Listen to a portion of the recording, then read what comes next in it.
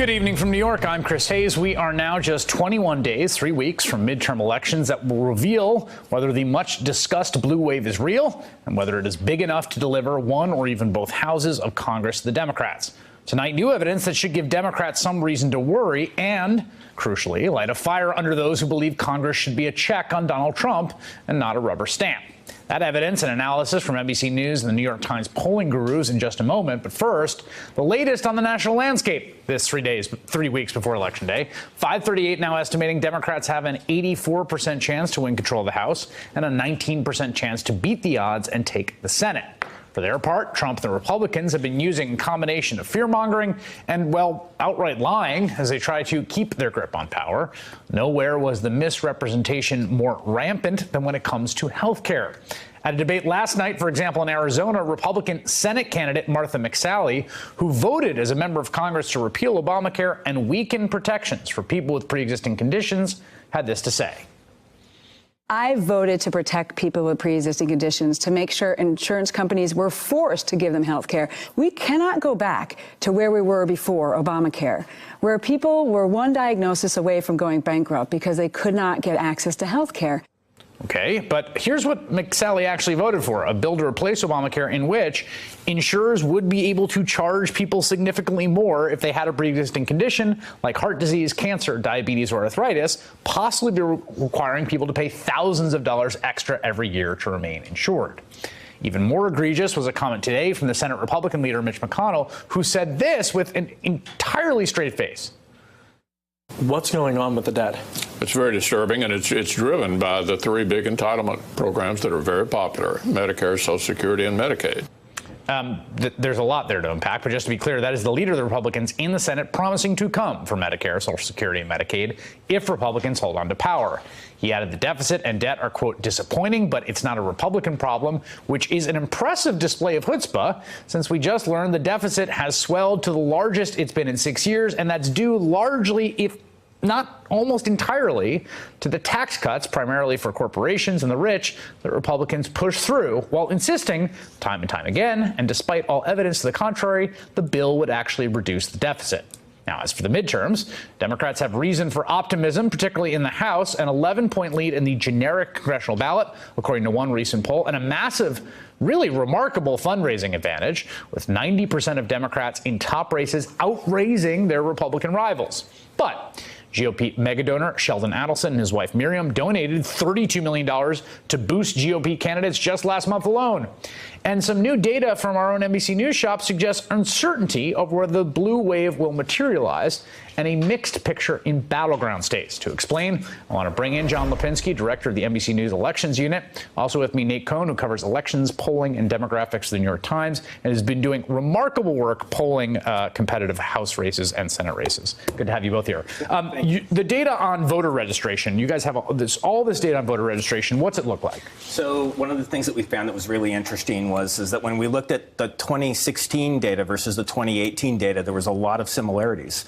And so the very first thing that we saw is that when we looked at the number of Democrats and Republicans actually registering from 2016 to 18, they were almost identical. Wow. And so what was really interesting, we thought there is like you look at the numbers and it looks like, wow, it's good news for the Democrats because there's more Democrats that are registering. But we said the same thing in 2016. Right.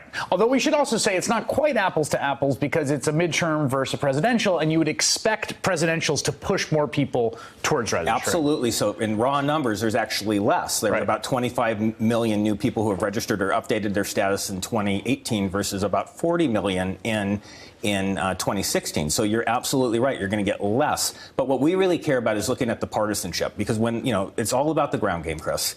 And so, what we really want to see is like, well, what is the rate of Democrats versus Republicans actually registering? And they're strikingly similar from 2016 to 18. You guys have been polling in all these races, and you've got this amazing thing where you're doing these sort of live polls. You can kind of watch them happen. There was a sort of narrative about the kind of Kavanaugh effect, this sort of catalyzing effect that it was charging the Republican base. Now that we're a week plus out from that, what trends are you seeing now? Well, I wish I could answer this in a week, actually. I feel like the last 2 days, just watching the news, I feel like these are the first 2 days that feel truly post-Kavanaugh. Yeah, I agree. I would say, though, that in our polling, we saw several seemingly contradictory things that happened at the same time. We saw support for Kavanaugh plummet. We saw the president's approval rating at the same time tick up. And we saw that the Republicans started doing better in red and conservative-leaning areas. That has helped cushion their advantage in the Senate. And while I wouldn't say that it, materially undermined Democratic chances of retaking the House, I do think it sort of, protects the Republicans a bit against some of the worst-case scenarios where maybe they could lose 50 seats or something like that. And to be clear, it's quite possible that after another week, I'll come back to you and say, actually, we've had a reversion back to what we sort of saw before Kavanaugh, much more characteristics of the special elections of the last year, right, where Democrats routinely succeeded in breaking through in deeply conservative areas. Everyone I know, I think, has like 2016 PTSD in a variety of different ways. I mean, obviously, there was a lot of people who were very confident that there was going to be one outcome. That was not the outcome that happened. How well do you feel like you're modeling this race? I think that there are some things that are really, I wouldn't say that they're easy to get right, but we have had a year of special and general elections since Trump. Which are like actual results, which is a key thing. They're actual turnouts. And many of the polls, were actually pretty good throughout that period, for one thing. But, just out of that data, we have a good sense of who's likelier to vote than in the past and who isn't. And, there's strong evidence that turnout among well-educated voters and well-educated Democrats in particular is going to be up a lot. So that's one really important thing that I think that we understand well. The thing that I think is harder to understand with this election is about individual races. I mean, in a presidential race, we get dozens of polls of each of these battleground districts. And so we're like, Clinton's ahead by 2 in Florida. Right. The polls could be wrong, but we know what's happening in Florida. Today, we cannot say that about really any of the House races, and we certainly can't say much about the races that will decide control. Well, and there's huge gaps. I mean, one of the things that's interesting about the voter registration data, it's another sort of form of tangible data that we can get. And there's sort of differences in states like Florida, Indiana, Montana, for instance, where you're not seeing the same trends uniformly across states. It is absolutely, that is actually 100% true. What we're seeing is in some places, the Democrats are doing great. So, for example, Tester, when you're actually looking at that registration data, if we're thinking about Senate races, his numbers are way up from 2016. But then you'll go to Florida, and the numbers are essentially the same as 2016. And then you go to Indiana and Donnelly, the Democratic numbers are actually down. And we're seeing that, again, we poured into this Target Smart data. We're seeing that in Senate races. We're looking at House races. And we're not seeing something that's uniform across the board. And even as you said, we had all these special elections and primaries and everything in 2016. What we saw is a lot of sort of enthusiasm of people who are regular general election voters. And what we're seeing in this registration data is something that maybe makes us take a little bit of a step back, thinking that maybe this wave that a lot of people think that they might be seeing,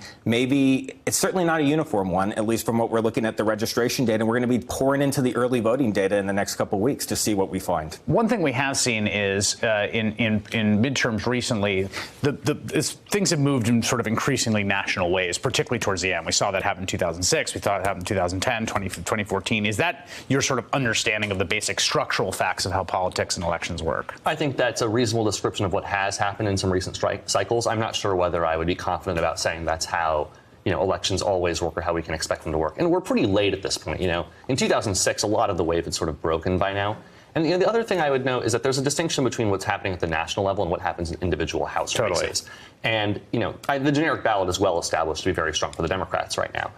Does that mean that over the final few weeks, as the Democrats deploy this massive financial advantage, that they will succeed in persuading undecided voters to their side? I mean, I think that's quite possible, but it's a sort of thing that I think it's hard to assume will happen just because it's happened in the past. All right, John Lipinski and Nate Cohn, thank you both for being with me. Hey there, I'm Chris Hayes from MSNBC. Thanks for watching MSNBC on YouTube. If you want to keep up to date with the videos we're putting out, you can click subscribe just below me or click over on this list to see lots of other great videos.